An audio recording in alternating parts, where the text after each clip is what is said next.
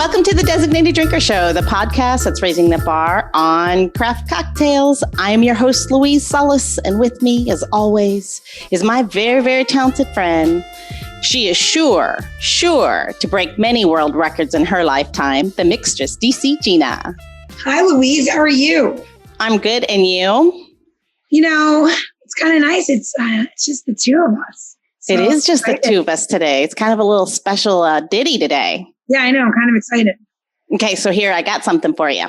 So have you ever heard of Joe Jutras? No. Okay, so you're going to be impressed. He has held not one, not two, but 3 world records. And his records are nothing to sneeze at, unless maybe you have allergies. But they're actually really impressive. In 2006, he grew the world's largest gourd. It was 10 foot, 6.5 inch wonder. Whoa. And then, wait, that's not all. In 2007, he produced the world's heaviest pumpkin. It was 1,689 pound beast. But wait, there's more.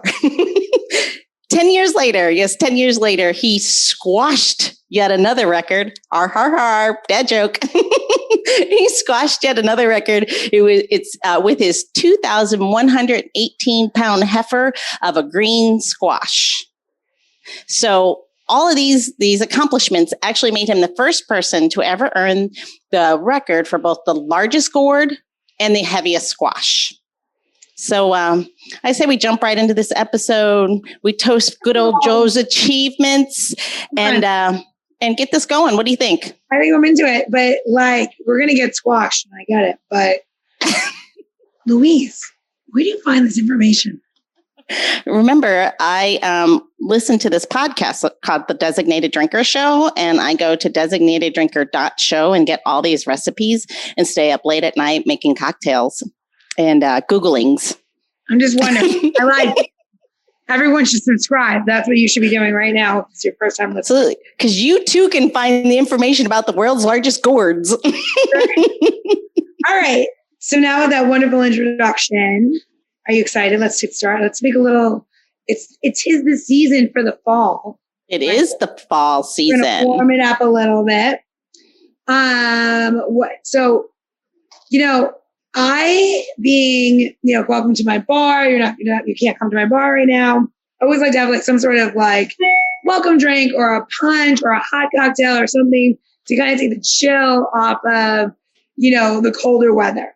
Yes. So one of my favorite things to do is either use a really intensely overproof spirit to warm you up, or to use a warm component hot chocolate. In this case, we're going to actually use warm apple cider, and we're going to mix it together. And I always think that we have friends coming over and stuff like that, and they just maybe especially if you live in a city or you're someplace rural, it's cold.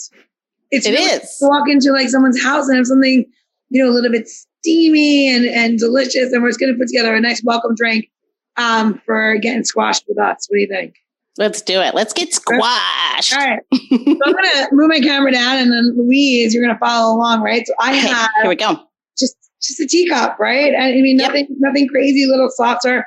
I do appreciate a saucer for when you're a little sauced and you spill it, you can drink right out of it, So no waste here. So we are going to take 1.5 ounces of mezcal, which is using the El Silencio. And in this, we're going to, and measure this just because when you're doing a hot cocktail, 1.5 ounces is a good call because your cup is only about 6 ounces big. So you don't really want that ratio of equal parts booze to whatever you're putting in there. So what we did was we took a little bit of, make sure that everyone can see, a little bit of apple cider, and we steamed it. Now, if you have apple cider at home, you just put it in a pot on the stove, let it roll. And if you have guests coming over and you're going to serve for more than one person, you can do this in a pot and add the mezcal directly to the pot with the hot apple cider and just ladle it into their glasses upon arrival or party. Ooh, that would make the house smell delicious. But let me ask you this, Gina, can I do it cold? Of course you could do it cold. I mean, cold is preferable. And if you're going to, for this kind of, you never know with these Indian summers anymore in global warming, right? So it could be November and it's 75 and you're in the middle of Maine.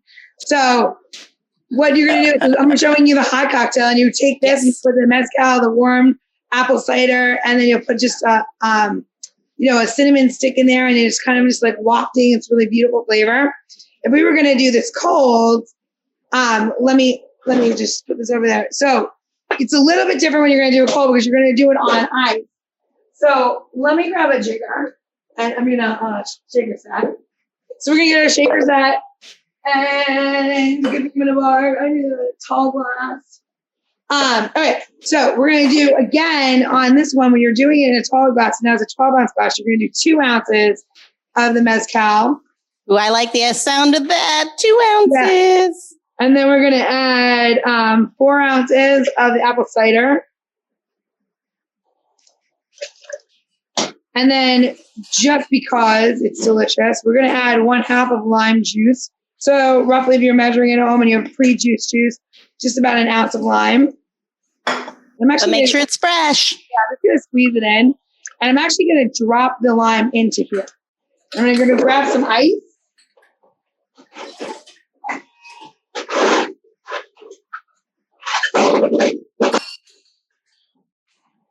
And we're going to shake it. You're going to get it all over your shirt.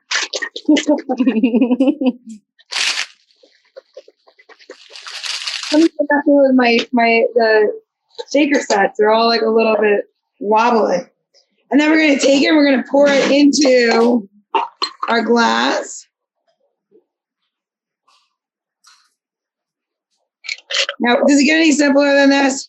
2 ounces, 4 ounces, no extra sugar, a little bit of lime juice, and then we're just going to add a lime wheel to it for a little summer sipper.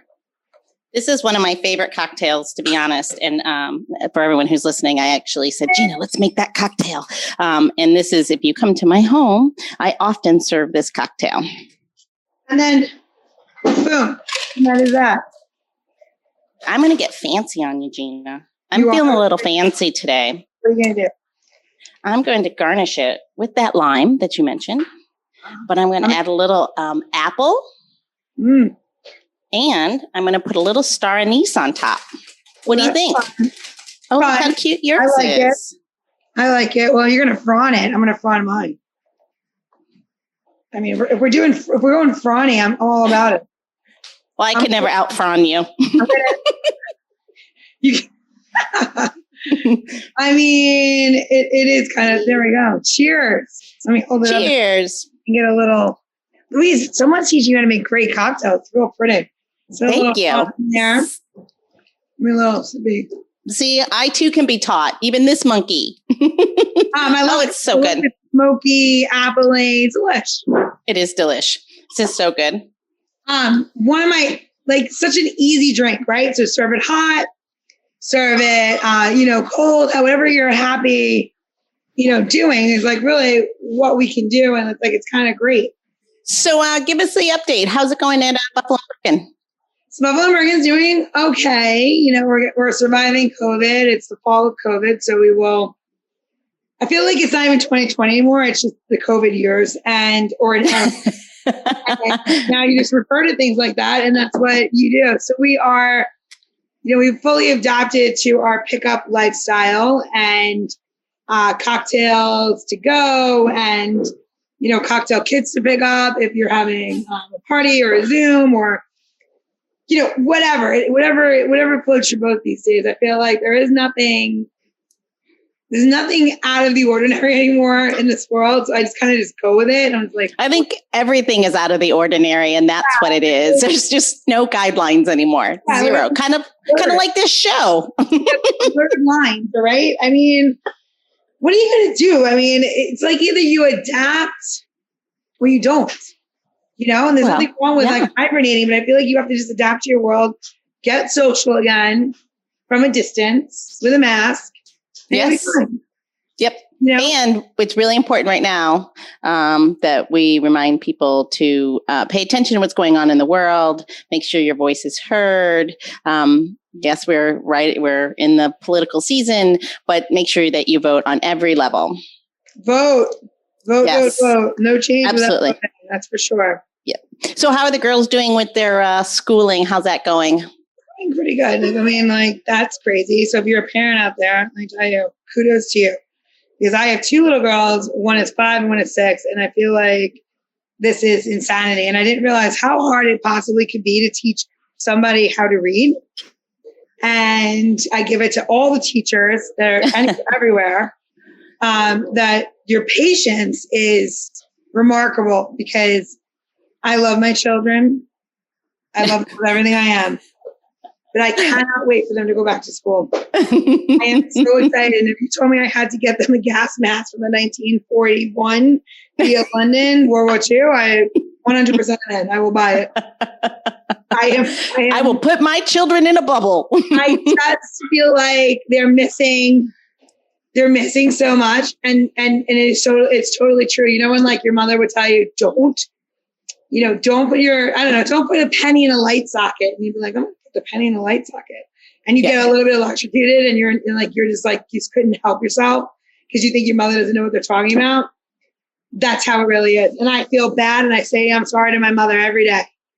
I have challenged my mother the entire way of my life, and she was just trying to look out for me, and instead I made her life crazy, and I apologize for that.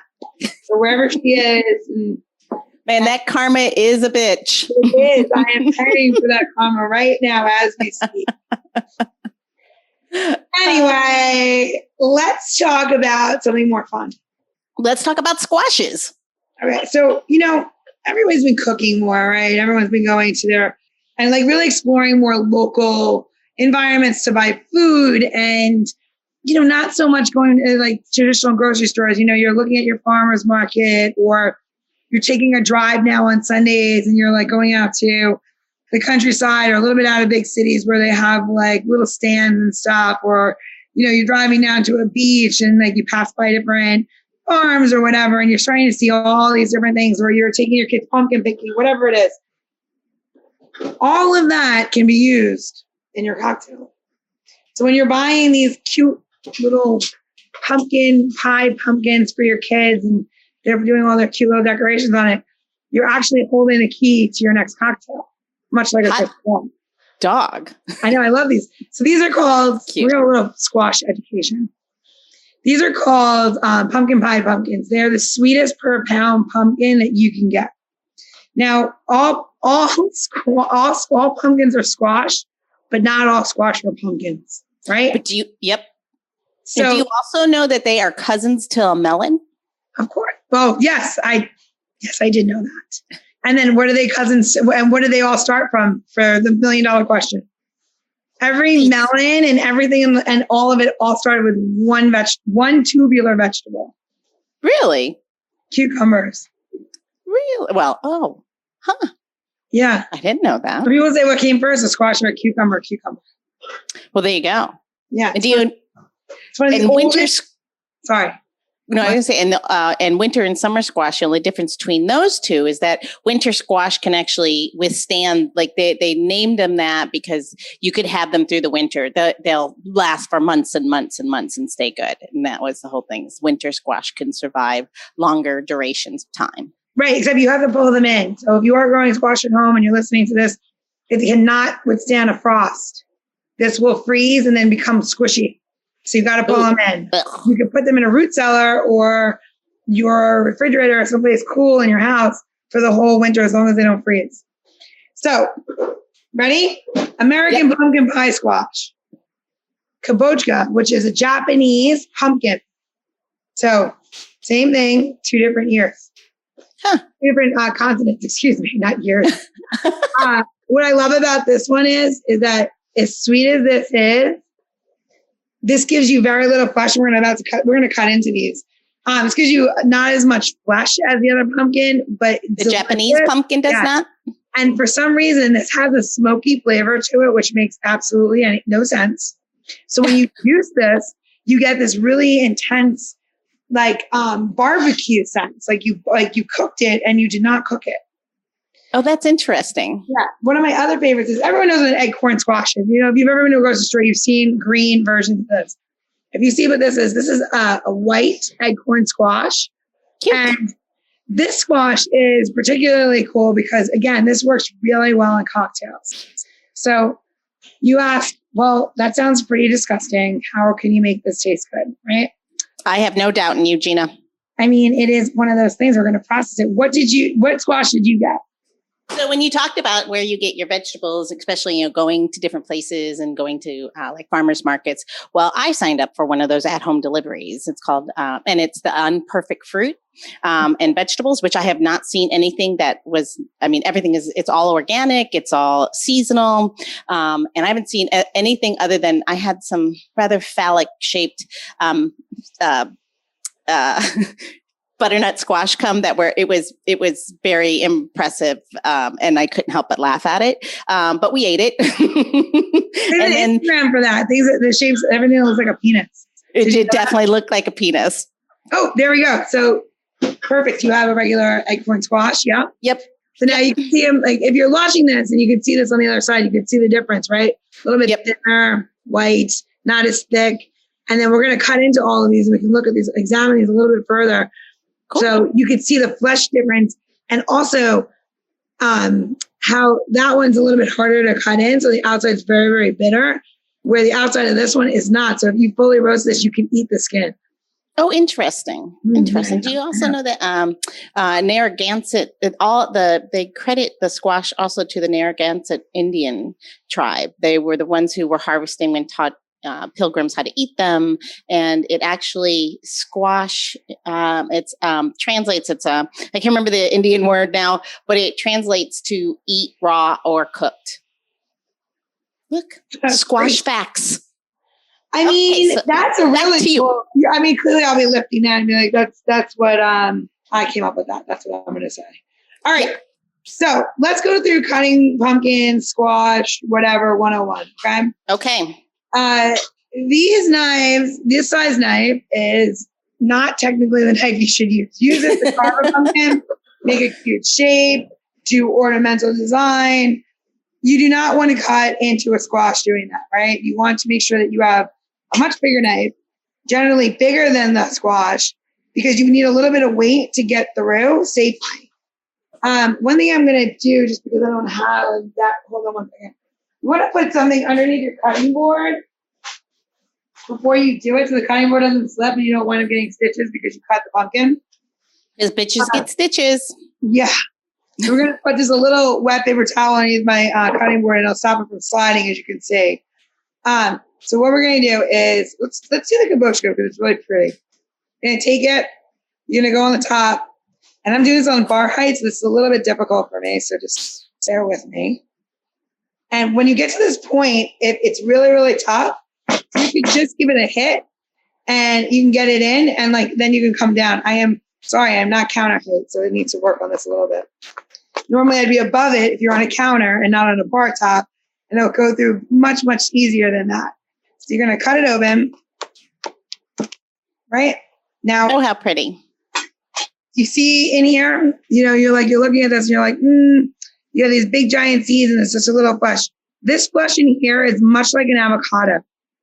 It is, it's a little bit firmer than an avocado if it was unripe, but you can actually smell how sweet this is. So it has this really beautiful flavor. And when you actually juice it, you can see how it's beating up already. This has an insane amount of water volume. So what we did was we actually took this and we juiced them and we just made the fresh juice, and we're going to work with that. If you do not have a juicer, a fresh juice extractor at home, really simply what you would do is cut this into 4s, and I'll cut it again. Just cut it in 4. And now once you cut it once, it's no big deal. So you cut it again. Yep. You're just going to roast it. Everything in it, seeds and all, leave them in. Roast this off. And then whatever is left, you're going to take it and put it through a strainer, and you'll be left with the residual of juice. Will you get the same yield? No, you'll get a little bit less of a yield because you're roasting it and you're going to, dry it out. But I will make sure that you get a recipe for roasting this as well and what the variation needs to be. Does that make sense? Absolutely. Okay. So now I'm going to keep one of these for comparison. Let's get into what we know as our traditional pumpkin. We're going to do it again. Keep your fingers. I know, but it really works when you just tap it. Okay. Now, so when I see what the difference, now you can totally see the difference. So for our listeners, it's what would you say, like 80% seeds? Or guts that you would pull out? I would say something to that ratio, like maybe 70-30. And then this one, you're Japanese. Gonna get 40-45% more flesh. But the one thing about this one is that all of these seeds, all of this stuff in here is good stuff, right? So you want to clean it and keep the guts. I always throw the guts out. Best part. So you have all of this. It's super, super sweet. I'm just kind of running my fingers with it. You can see. Yep. It's just the sweetest part. When you do that, it's pumpkin has a very bizarre odor, right? Well, that pumpkin smell is basically telling you how much starch it has in there versus sugar. Oh, right? Interesting. There's really a smell of starch. And when you smell this one, the Japanese one is super sweet.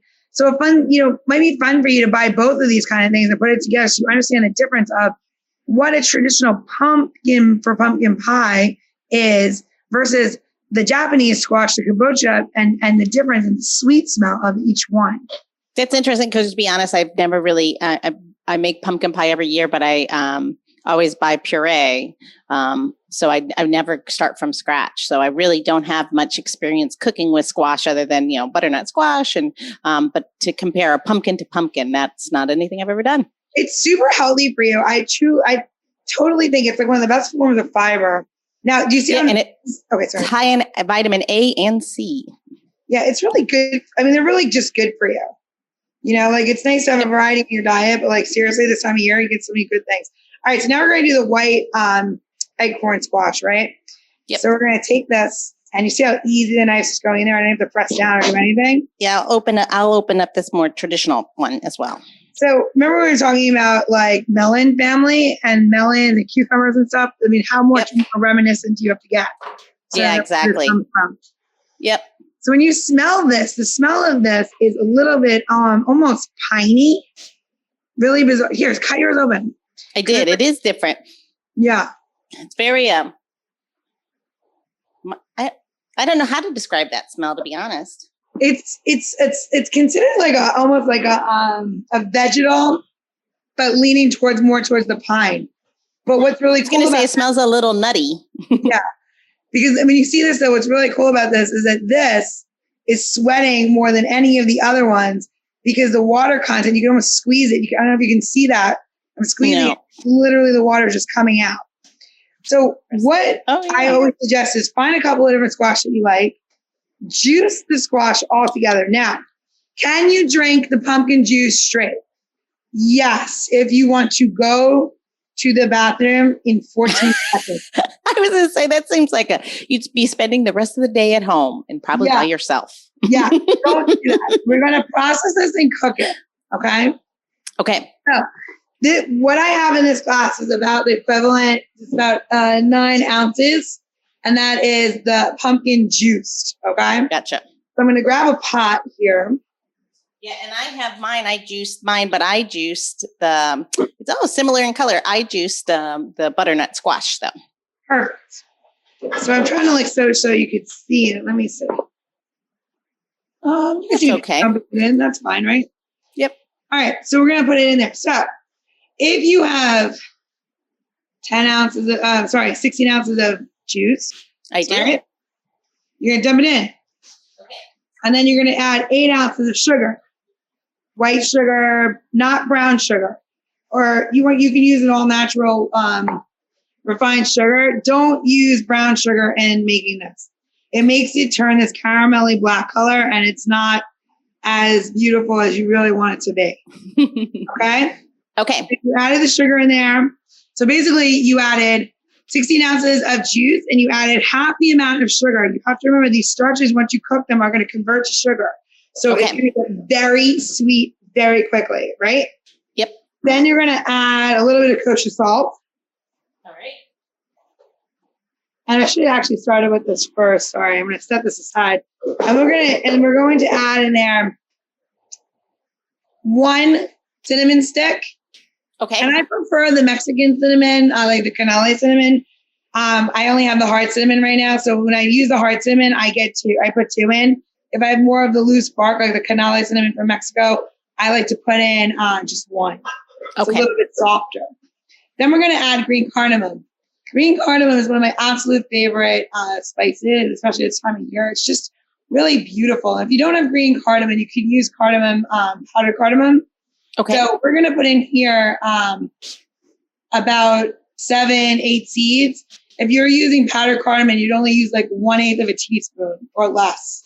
Maybe a lot goes, a little goes a long way. Yeah, but not when you're using the hard stuff. I really recommend buying the hard because you'll use this more and it really flavors stuff like curries, chilies, different kinds of like stews, stewed meat, pot roast, stewed vegetables. It's really lovely. Especially cardamom and garlic together, insanely good. All right. Anyway, I'm like, I think I want dinner. All right. So I know you probably worked all day. I'm like, dinner sounds really good right now. All right. So now we're going to take a vanilla bean. Now you can use in this recipe, I'm giving you like a half a teaspoon of vanilla extract or 1 whole vanilla bean. Pick one. Okay, so I'll tell you about these. A friend of mine made these for me, and she makes them for gifts all the time. And you can see the vanilla bean inside the bottle, and she makes them from different spirits. And this one is a white rum, and this one is a bourbon. And so I have amaretto. She makes them with all different kinds, and she gave me a whole set of them. They're really nice. And then you can just continue to use them by adding more spirit, right, Gina? Yeah, that's actually really cool. I mean, I didn't realize that's how she does it. I love it. How much did you say if we're using extract? Well, the extract that you're using is not exactly what I didn't know. So for you, I'd probably use a tablespoon. Okay. If you're at home and you're using over-the-counter vanilla extract, which is a 6-grade essential oil, I would use half a teaspoon. If you are inclined to buy a vanilla bean, I realize that there are ghastly in price when you go to the store, but they go a really long way. You split them, and I don't know if you can see it in here. These really beautiful seeds. Every one of these is a seed, right? They're little amazing, right? Yep. So you take this and you split it down the center, and this is when you do use an actual, really a small knife. And with the back of your knife, not the sharp side or the serrated side or whatever side it is, you take your finger and you put it here and you scrape your vanilla bean. Oh, interesting. I never knew to use the back side of the knife. Yeah. And look what you got. See that beautiful vanilla paste on there? Yes. So beautiful. It looks like I'm making hash. We're going to smoke it, but I mean, it could be fun, right? All right. So this is, if you're using vanilla bean, this is roughly half a teaspoon of fresh vanilla bean paste, right? Because that's all it is. And that's why that paste is so expensive in the store. Now you know. So we're going to take this paste and we're going to drop it in. Now I'm going to give you the secret to how do I use my vanilla twice. So you put the paste in here. Let me make sure you can see. Putting the paste in here. And I'm just going to take this out really quick and rub it on there. We'll put it in. And I'm going to drop my $20 worth of goo paste, right? And put it in there. And if you can see, it's already starting to move around in there and do its thing. Now you have the husk left and you're like, what am I going to do with it? I just paid $20 for something crazy. You are going to take your sugar, any sugar, and you're going to take the vanilla husk and you're going to throw it in there. You're going to bury it. And in about a week or so, you're going to come back to it and you're going to have beautiful vanilla sugar. So when you're making, anything, you add a little hint of vanilla aromatics to it, any kind of baked cakes, your coffee, coffee, whatever you want. And now it's in there and it's really pretty. And you can see it's giving more. Can you see that? It's starting to give more of the pause that you can't get with the knife. And it's kind of really cool. I see the little black dots. I don't know how much you can say, but it's in there. So put a lid on it, leave it, set it. Hey, Gina, I don't know. Put a lid on it, would you? And you leave it and Seriously. The fact that they left us alone for an episode is terrifying. Okay, now let's talk about cooking this bad boy. Okay. Well, it's also because we have no producer who's going to stop us because we're recording alone. I mean, we have one. He just can't reach us. I know. We're going rogue. All right. So 16 ounces of pumpkin juice, 8 ounces of granulated sugar. Right. Now you have that all in here. We're going to stir this up. And you have this little paste going on the bottom. This is completely up to you. At this point, you can add 8 ounces of water, 8 ounces of bourbon, 8 ounces of rum, 8 ounces of whatever you want to make a pumpkin squash concentrate. Hold the show. Why would you use a bourbon or any other spirit in lieu of water? We've never done that before. Why? It's just kind of brings out a different flavor. You can do whatever you want. I am going to make mine with water because I want to use this for kids.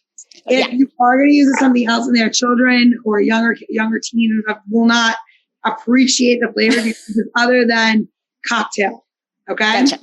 Because once you make the syrup, you can make like pumpkin sodas, pumpkin syrup for your coffee. You could add bacon to it on your eggs. I mean, you can do a million things. It's really how far do you want to go with the gourd? I feel like there's a gourd joke in there, but I don't know. I was just going to say, hold on. What you do with your gourd in your private time is what is completely up to you. I love it. All right. So you're going to take this, put this on your stove over a medium-high heat. That means that if you have a number on your knob number is between 6 and 7. So you're going to put it over a medium-high heat. You are going to let it simmer. It's going to come to a little bit of a boil. You are going to reduce the heat to a number 4 or a low for another 5 to 6 minutes. You're going to turn it off and leave it on your stove. And the reason why you're going to leave it there is because you're going to want it to come down in temperature to room temperature before you strain it. Now, the reason why you strain it, right?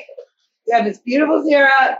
You're going to get a fine mesh strainer. If you don't have a fine mesh strainer, go out and buy, before you make this, one of these little cocktail strainers, fine mesh. They are literally like $1.50. Yeah, they're like $1.50. They can even wear them as a little hat if you want. Like as a chapeau. Yeah. Okay. Or a fascinator. Yeah. Oh, yeah. That's if it had a little thing. Anyway, I just thought of something more disgusting with it. Anyway, so you're going to pass your liquid through there, and what is going to be left after it has boiled, simmered, stopped, cooled on your stove, you are left with syrup. And not much. Now, when you ask why those pumpkin cocktails are so expensive at like the restaurants, or, why a pumpkin coffee costs $2 more at Starbucks than it does anything else that they have, is because of that reason. Okay? Deal? Wow. Deal. So it's going to turn that color? If you overcook it, it will. So if a little overcooked, it will. And yes, it's going to oxidize. It will turn brown. Oh, well, this, just so we know, just so our listeners know, when you get to the end, you didn't do anything wrong if it's no longer orange, right? Right. Okay. Yeah. No. I mean, could it remain a light color orange? Yes. You could get it there and keep it a little bit lighter than this. The sugar in here was a little bit darker, and it like caramelized. Hey, there ain't nothing wrong with being a little darker and caramelized. Says Louise Solace. God, Louise, I'm totally into this. All right. So now, Louise, where are you at? Let me see your pot. I'm not boiling yet. But it may be that what we do is we just go ahead and make the cocktail on your side, and I'll just make another one of these, and do you have a spotlight on you? Because you look damn good right now. I may know somebody who has lighting that, yes, I do. You really look extremely fresh. My face looks extremely red. No, you look beautiful. Oh, that's because I was doing shots. Well, let's do one of those. Let's do a mezcal shot, just because, this week ends in a while. Have you had this yet, Gina? Brexo? Today. What? No. Have you had Brexo? So Dave and I are often in Mexico, go back to the motherland. Yeah. And I think it's a motherland. And so I know that I think you can find this in certain markets within the United States now. But when my tip is when you go, when you travel, pick up bottles that you can't get anywhere. So when we were in Mexico, we always look for spirits that you can't buy while you're here in the U.S. You can bring back 3 bottles in your suitcase. I suggest packing them well. Make sure you pack them in your suitcase. Customs will take them. Mexico will not. As soon as they're happy to have you take their spirits out of the country. But when you get to the American customs, if they're not inside your checked baggage, the custom guys are going to have a really great time that night on your dime. So make sure you pack them there. But yeah, we always go and we find small batch spirits wherever we go. And this happens to be an artisanal mezcal that you can't get in the US. So it makes for really nice gifts and really nice drinking. I like it. I mean, I'm having El Silencio you can get in the United States. Yes. And it is very delicious. It is very delicious. It says #share under silence or share the silence. I'm an idiot. I don't know. Sorry. But look at my and from the motherland. It's a lot of things. Cheers. Yes. Cheers. Woo. Oh, you know what we should do is we need to cheers. We should have cheers Joe and his giant gourds. Like our copa? Yeah. So have you ever served a cocktail in a pumpkin? Not until right now, Louise. I just thought about it. I thought, how much fun would that be? Because I know we've done them I know we put cocktails in your melons. Let's do it right now. So you were going to turn this into a cocktail while you're making syrup. We're going to make a pumpkin glass, which is ridiculously awesome and a very bad idea. Let's talk about using pumpkins or melons or any of that stuff when you want to put a cocktail in them. 100%. I'm going to do this for the sake of doing it, but you should take this, hollow it out, and put it in your freezer. Because do you do the same thing? Do you do the same thing with melons too then? Yeah, not watermelon, but some melons. Now, the reason why I'm going to tell you this is because the starch in here is insane. So something that might be even more fun to do is, I might just do it because it works. Maybe we'll bury a glass in here because I don't want to put my drink in there because it's not really ready. But if you were going to do this, you can hollow out a small pumpkin and clean out all the seeds and then use this as a vessel for a cocktail. However, because I don't have time to do all that because we just came up with this idea, I'm going to bury a glass in there. So I've actually once served a sweet potato dish inside a pumpkin for Thanksgiving. That was my vessel. But you had to clean the pumpkin really good. Oh yes, I cleaned it quite well, but I more or less just used the pumpkin itself as the serving vessel. If you're going to shove a glass inside of a pumpkin, be really careful. Yeah. How often in your lifetime do you get to say that? If you're going to shove a glass in your pumpkin. I mean, I was going to say something about ass and pumpkin and shoving, and I was like, that is crazy. That is just totally off the rails. Don't say ass, pumpkin, and shoving in the same sentence. It's offensive. All right. So I just broke every holiday rule / seasonal friend kind of thing, right? Yep. All right. Okay, so I'm going to dump this in there. I'm going to get a little bit of pumpkin on my shirt. Super fun. Doing everything to make a humongous mess. Look, Louise. Well, it's pumpkins. Pumpkins. Oh, Okay, so I had to do it. But you were doing dad jokes. I'm doing pumpkin jokes. All right.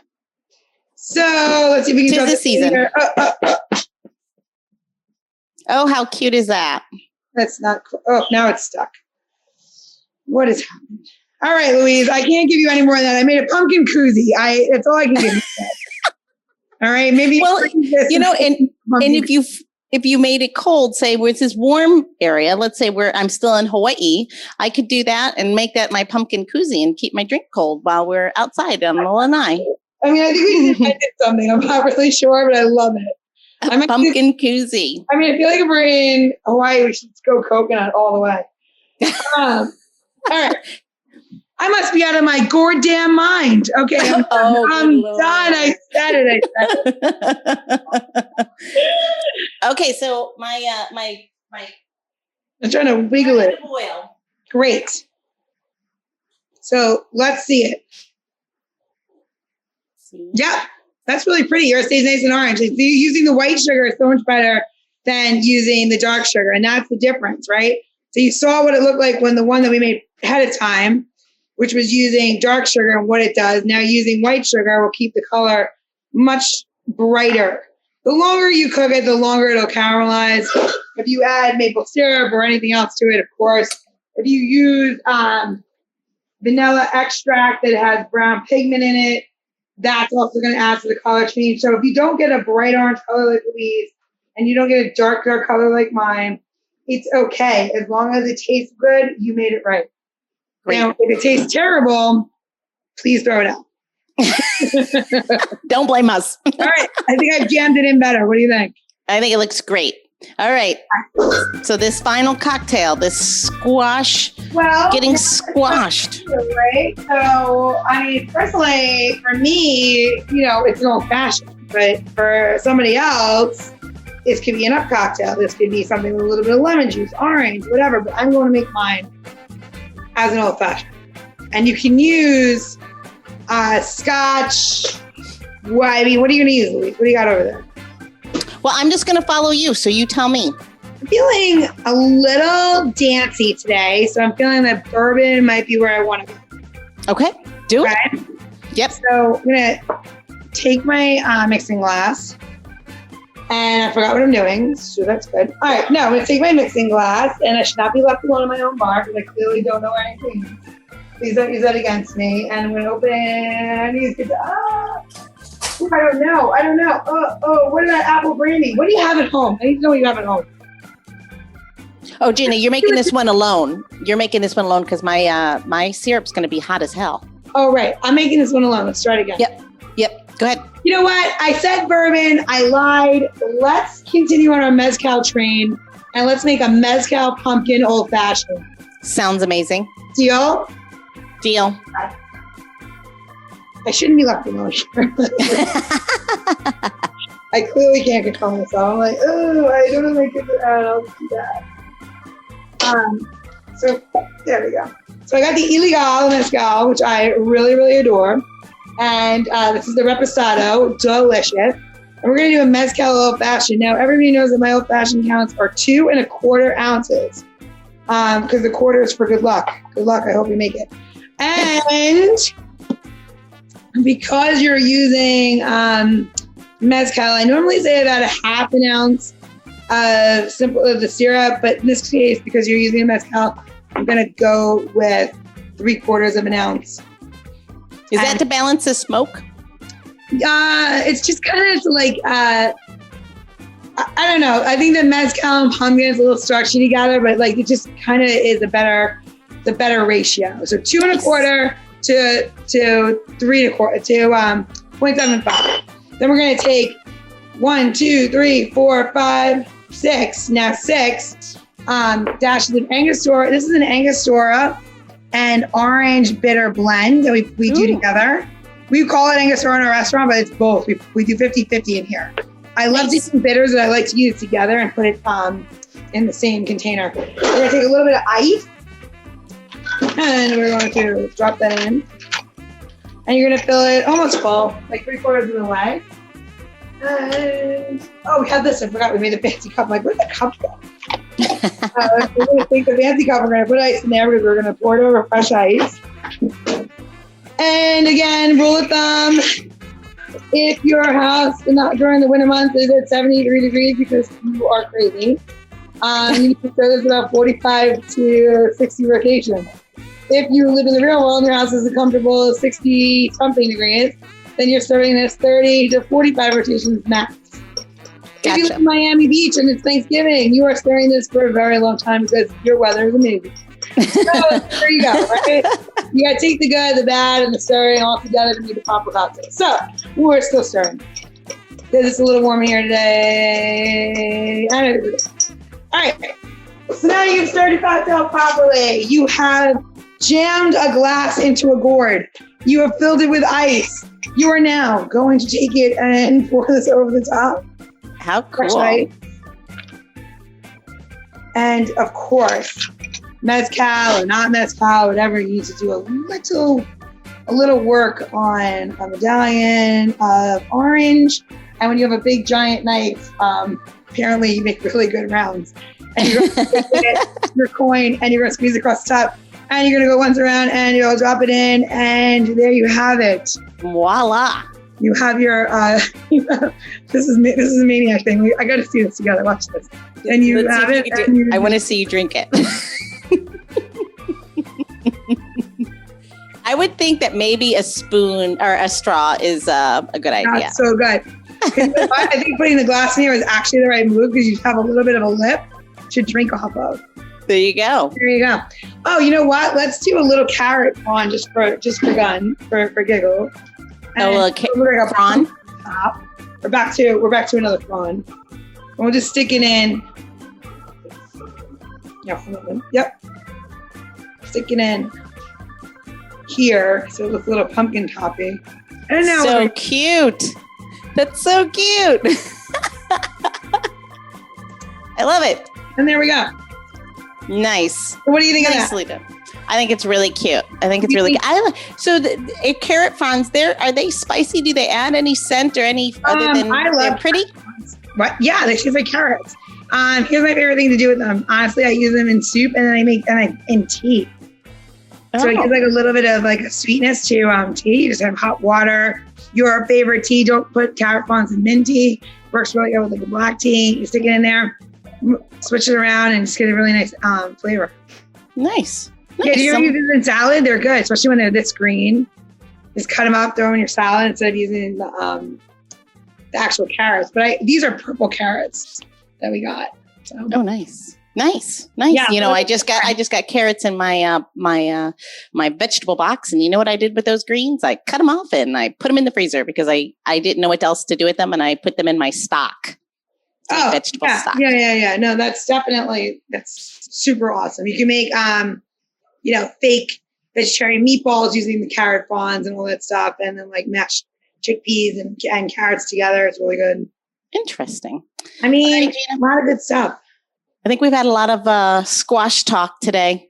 I think I went over the edge a little bit, but I mean, if you're listening to this episode and you don't know what getting squashed means, then I don't know what else to tell you. Well, if you do all the drinks that we've done today, you'll understand when you get to the end. That is true.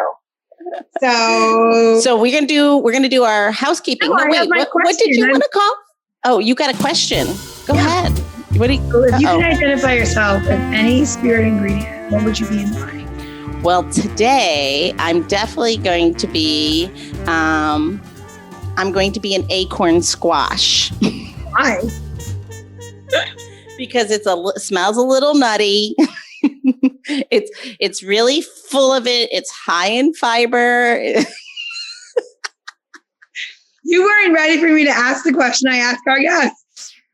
Nope. I didn't know you were going to ask me today. Love it. But we're still going to do our housekeeping, or what was the new one where you wanted to call it now?